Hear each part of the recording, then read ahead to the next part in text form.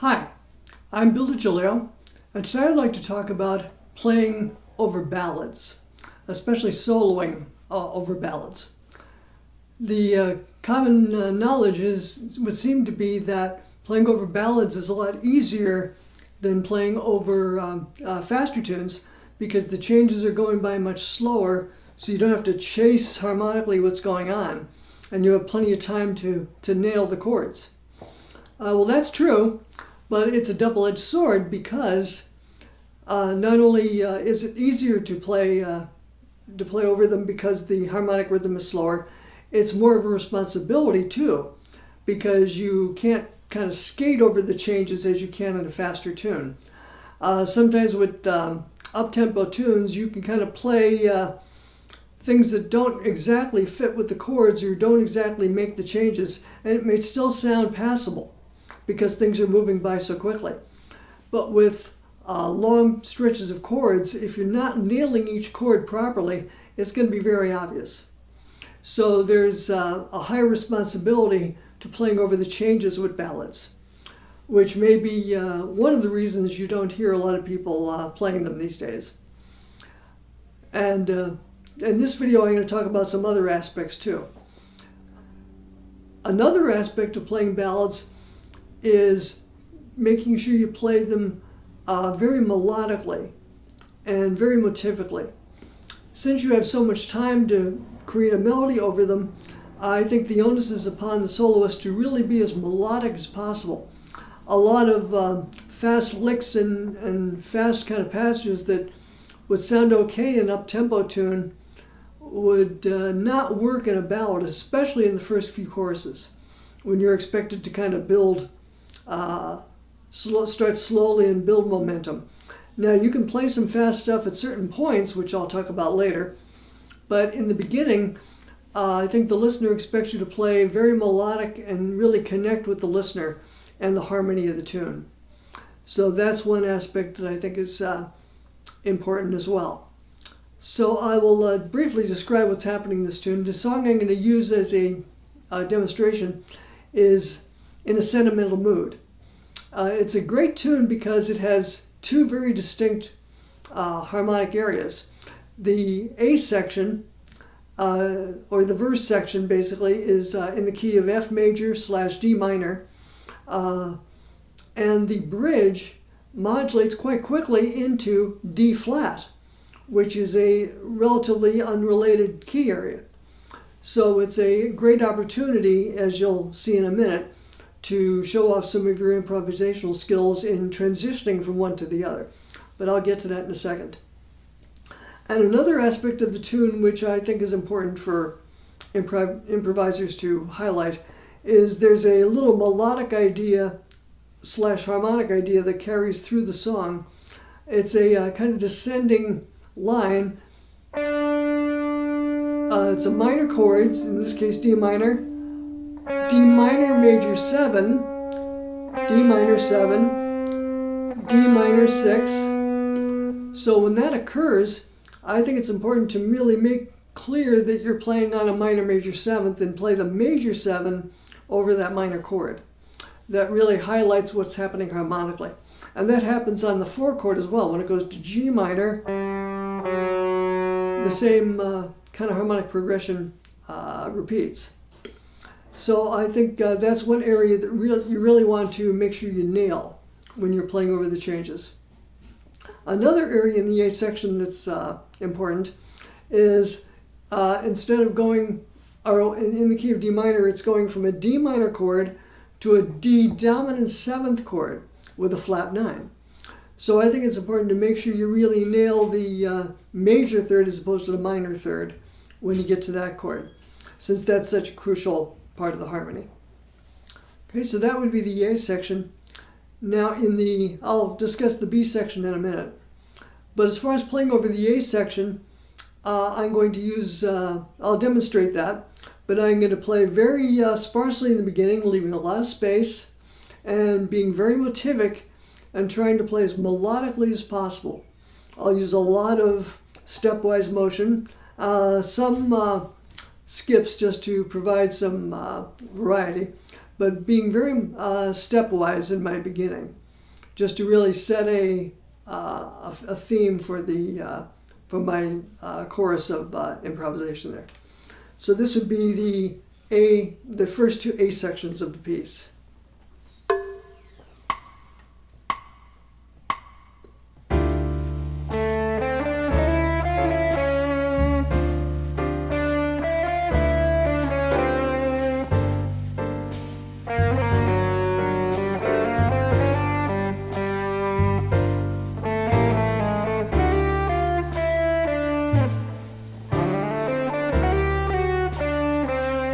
Major third.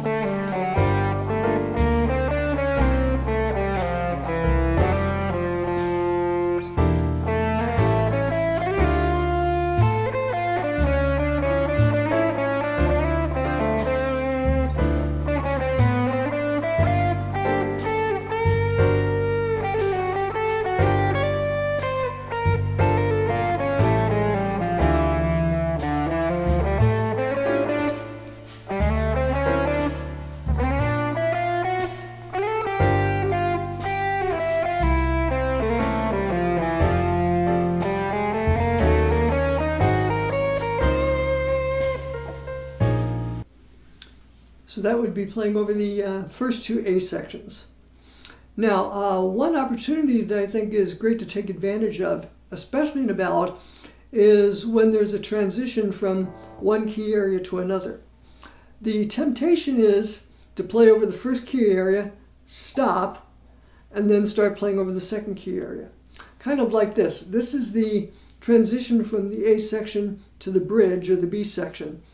And I'll show you what a lot of players might do. They'll play over the F major, then they'll stop, and then just start playing over the new key center, like this. Here's the end of the A section.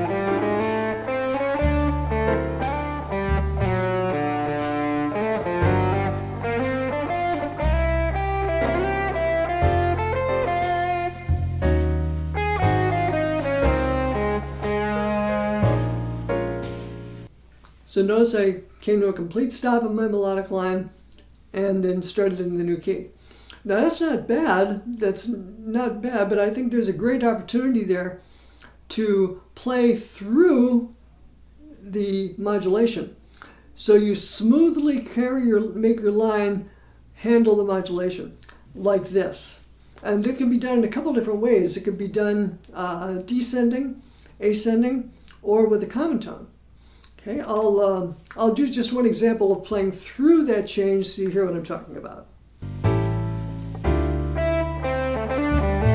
Into the A.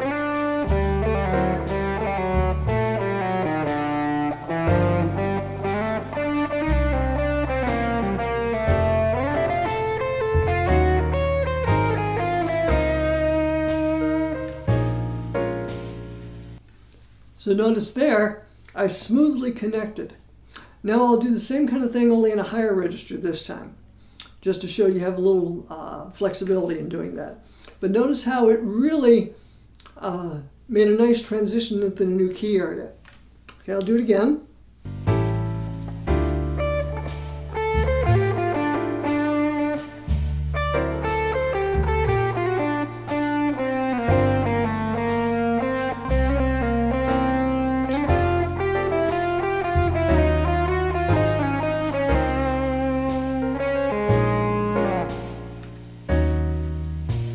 So notice in that case I played through the modulation and not interrupted my line. Okay, I think that's a great opportunity there to show that you can play through changes and not just play in blocks of chords. Okay, I think that's an important skill. Now we get to the bridge. Here's what's happening. It's basically a series of 1-6-2-5s. The first 1-6-2-5 is a straight major 1, minor 6, 2, 5, then major, dominant 6 with a flat 9, minor 2, 5, and then kind of repeats the pattern as the first one, major, minor 6, 2, 5, and then the modulation back to the original key of F, or D minor. So let me play over the bridge. And again, when I was talking about highlighting certain chords, I'm going to make sure and clarify that I'm playing over the dominant 6 and not the minor 6 by trying to include the major 3rd and possibly the flat 9, which is a great alter tone over that chord, of course. Okay, so here's the bridge.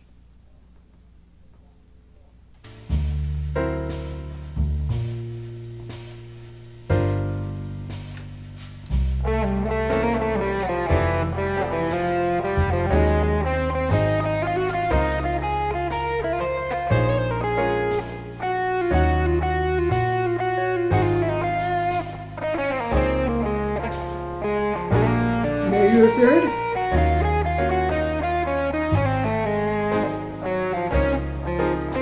minor 6, transition,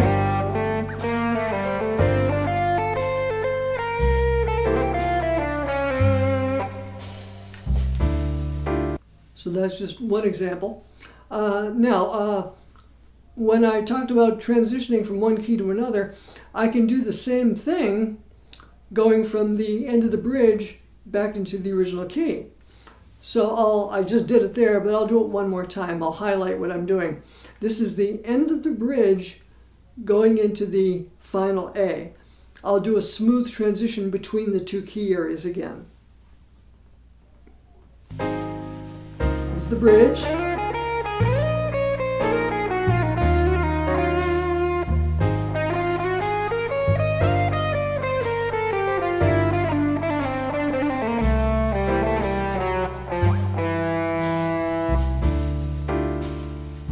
Do that again. So notice my concept is playing through the changes, not just playing in blocks of ideas. Okay, so carrying through. I'll do that one more time. End of the bridge.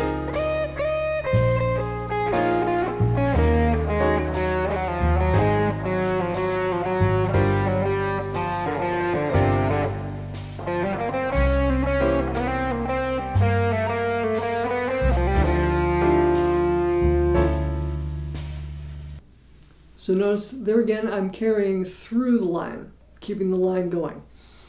Okay, now in the final A section, it's the same progression as the beginning, of course, but one thing I can highlight is since I'm on the 3rd A section, I can have a little more motion, a little more playing alter tones or playing outside if I want.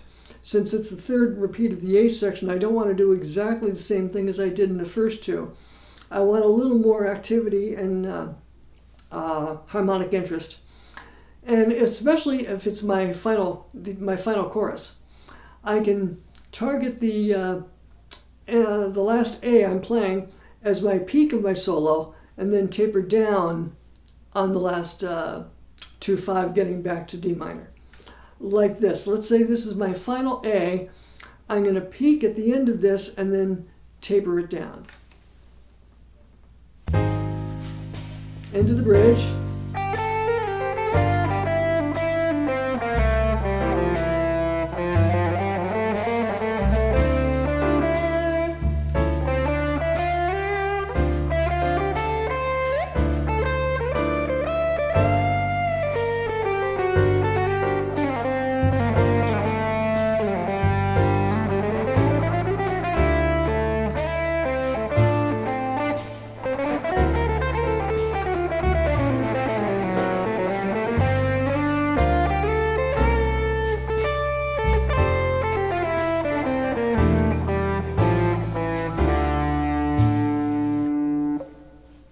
So that would be one possibility. I'll do it again. This time I'll go even a little more outside at the very end before I taper off. Okay, so again, the final A section of my solo.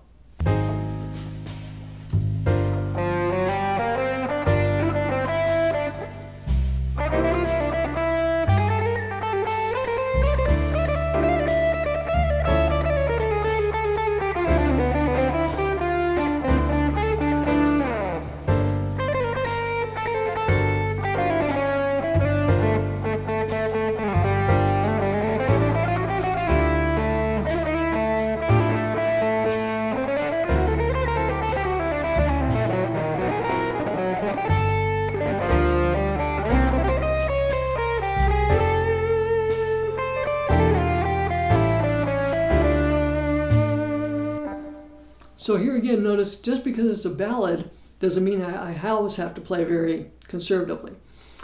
Now, one other thing I want to mention in playing ballads is you want to balance your melodic playing with something which would contrast to give your playing some activity and some life and keep people from falling asleep when you're playing your melodic lines. And that would be by the use of fills. Just like drummers use fills when they're playing a beat, say at a point going into a chorus. They'll play from a standard beat for 16 or 8 bars. Then when they approach the chorus, they'll do a fill, possibly on the toms, and then crash on the downbeat of the bridge or of the chorus. Okay, just to highlight that change in section. We can do the same thing melodically. So when I'm approaching a cadential point, I'm going to play twice as fast, or maybe even 3 times as fast, depending on the amount of your chops, which is called double time, of course. And the line will stop and resolve on the downbeat of the next measure. Okay, so I can play virtually anything harmonically, and if I resolve it properly, it's going to work. But the whole thing is I build up tension and then it resolves on a downbeat. Okay, so I'll demonstrate that. Here's, I'll do it on the first 2 A sections. I'll play over the first A, then I'll do a fill at the end of the first A section into the second A section. First A, playing very melodic. A lot of space.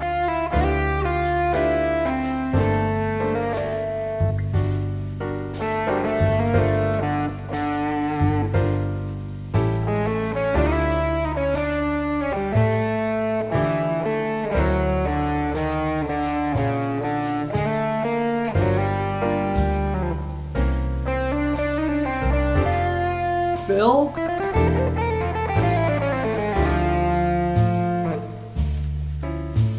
Notice I hit another downbeat.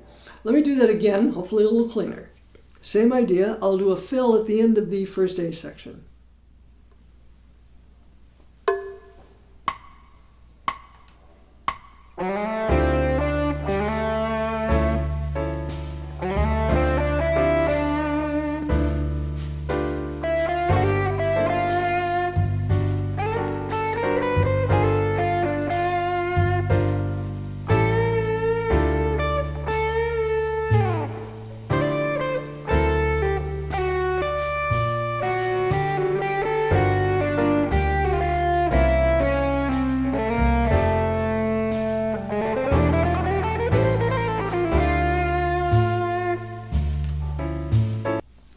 So notice I cadence my fill on the downbeat of the second A. Okay. Now, one of the great things about doing fills is that if you resolve them properly, you can get away with just about anything harmonically. Okay. Now I'll go into my final A section, and I'll do a fill on the very final D7 flat 9.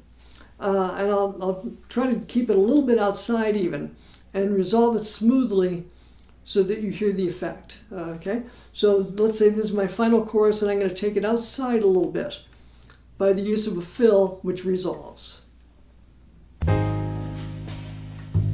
Into the bridge.